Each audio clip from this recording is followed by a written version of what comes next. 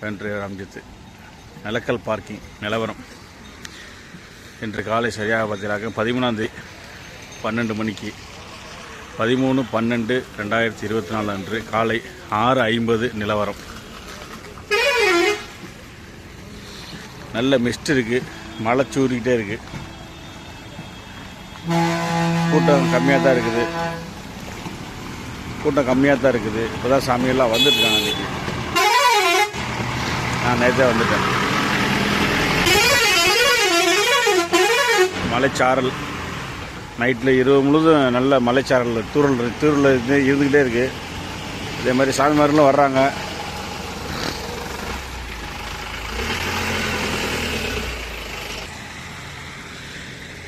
மலையுடன் சாமியெல்லாம் போயிட்டு தான் இருக்கிறாங்க. இன்றைய காலை நிலவரம் நிலக்கல்.